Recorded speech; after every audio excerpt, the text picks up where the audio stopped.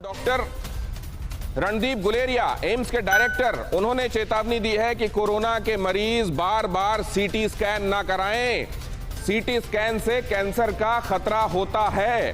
कई लोगों में ये ऑब्सेशन की तरह हो गया है, उनको ये लगने लगा है कि सीटी स्कैन करा के हम हर बार, कई लोग, क्योंकि सीटी स्कैन को 6वें से 7वें दिन ये कहा जाता है कि तब तक संक्रमण की एक्चुअल स्थिति पता चलती है कि कितना फेफड़ों में हुआ है। उससे पहले अगर सीटी स्कैन आप कराते हैं, और कई लोग जैसे ही उनको लक्षण होते हैं वो फौरन सीटी स्कैन कराने चले जाते हैं और उनको फिर 6-7 दिन बाद फिर से कराना पड़ता है, क्योंकि तब तक ये एक्चुअली पता चलता है कि सीटी स्कैन से संक्रमण की दर असल में क्या है। और ये आप जानते हैं कि उसमें बहुत सारा एक्सरे आपको दिया जाता है जिसके लिए आपकी बॉडी एक्सपोज होती है, और डॉक्टर गुलेरिया इसी के लिए आपको सावधान कर रहे हैं कि अगर आप बहुत बार ये अपनी बॉडी को एक्सपोज करेंगे एक्सरे के लिए तो ये कार्सिनोजेनिक भी होता है और आपको कैंसर भी हो सकता है। इसको लेकर जरा मैं डॉक्टर्स के पास चलता हूं, डॉक्टर क्लेर, लेकिन लोग इसको समझ नहीं रहे हैं। क्यों नहीं समझ रहे हैं? क्योंकि उनको लगता है कहीं ऐसा ना हो कि मेरी आरटीपीसीआर नेगेटिव आ गई हो लेकिन मेरे अंदर संक्रमण चल रहा हो, तो जल्दी से जल्दी मुझको पता चल जाए।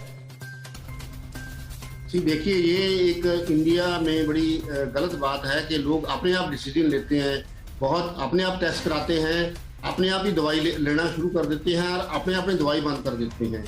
ये बिल्कुल गलत है। सीटी स्कैन करना है या नहीं करना, ये सिर्फ डॉक्टर की रिकमेंडेशन पे करना है, अपने आप नहीं करना।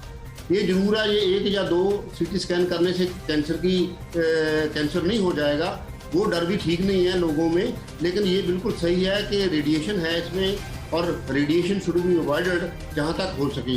लेकिन मेरा एक ही मैं कहूँगा कि जो हमारा लोगों को ये समझना चाहिए कि कोई भी दवा लेनी है, कोई भी टेस्ट कराना है, कोई भी एक्सरे कराना है, प्लीज डॉक्टर की रिकमेंडेशन से कराइए, अपने आप मत।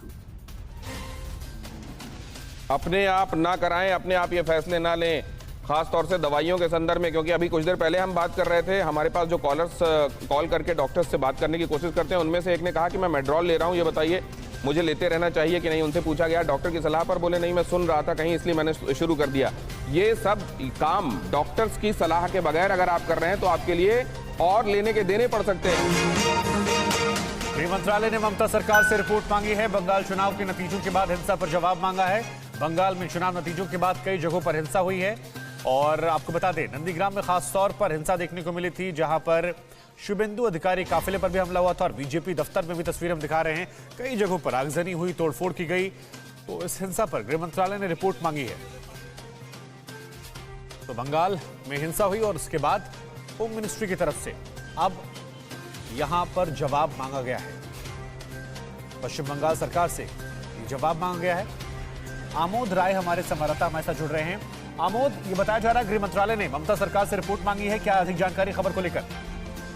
बिल्कुल, देखिए गृह मंत्रालय ने अभी आज ही थोड़ी देर पहले ममता सरकार से रिपोर्ट मांगी है, और वहां बंगाल के गवर्नर ने इस बाबत डीजीपी और मुख्य सचिव जो बंगाल के हैं उनको तलब भी किया है, उनसे जानकारी ले रहे हैं। लेकिन सबसे महत्वपूर्ण बात यह है कि जिस तरह से बीजेपी के करीब 6 कार्यकर्ता अभी तक मारे गए हैं कल से, और दर्जनों से ज्यादा लोगों के घर, पार्टी कार्यालय जलाए जा चुके हैं, इसको लेकर आनंद फानन में बीजेपी की तरफ से लगातार ये मांग की जा रही है कि उनके कार्यकर्ताओं का हौसला पस्त करने के लिए इस तरह का कार्रवाई हो रहा है, तो इस पर तत्काल रोक लगनी आवश्यक है।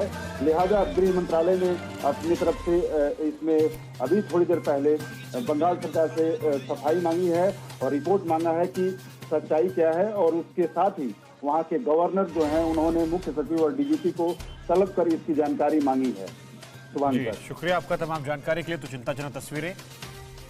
और अमोद, एक और सवाल जाने से पहले आपसे पूछना चाहूंगा मैं कि जिस तरह से बंगाल में इतिहास रहा है कि यहाँ पर हर बार हिंसा होती है, तो क्या ये चुनावों में जो एक हार्डकोर कैंपेनिंग हुई थी दोनों साइड से, उसका रिजल्ट माना जाए? देखिए, जब बंगाल का चुनाव चल रहा था उस दरमियान ही लगातार धमकियां एक दूसरे की तरफ से दी जा रही थी। खास करके ये कहा जा रहा था कि चुनाव जीतने दो, हम देख लेंगे। और बंगाल का ये राजनीतिक इतिहास भी रहा है कि पोस्ट पोल वायलेंस वहां होता रहा है। वैसे में इस बार चूंकि बहुत ज्यादा सघन प्रचार और एक दूसरे के खिलाफ लगातार आरोप प्रत्यारोप चले हैं, वैसे में ऐसी हिंसा की संभावना थी।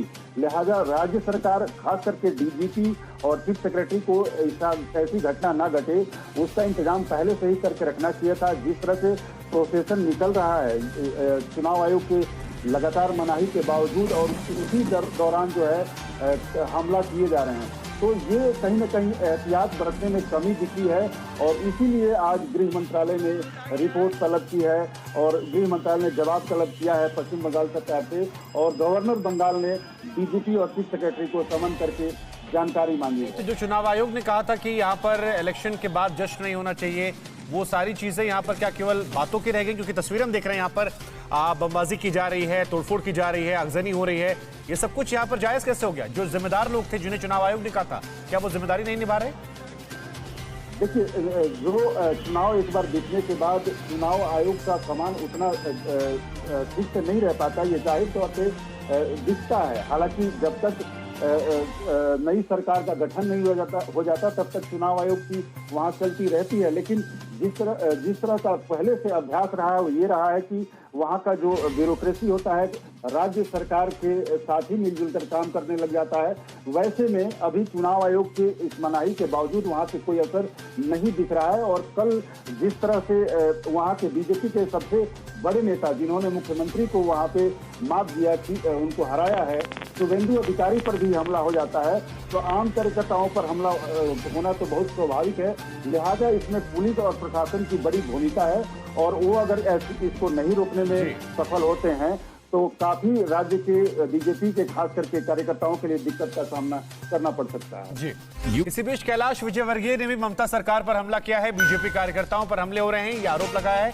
बीजेपी दफ्तरों को निशाना बनाया जा रहा है। ये तमाम आरोप कैलाश विजयवर्गीय ने लगाए हैं। कोरोना पर पीएम मोदी से मिले नेवी चीफ, पीएम को कोरोना से निपटने की तैयारियों की जानकारी दी। नेवी चीफ ने कहा आम लोगों के लिए नेवी के अस्पताल खोले गए, ऑक्सीजन की उपलब्धता बढ़ाई गई है।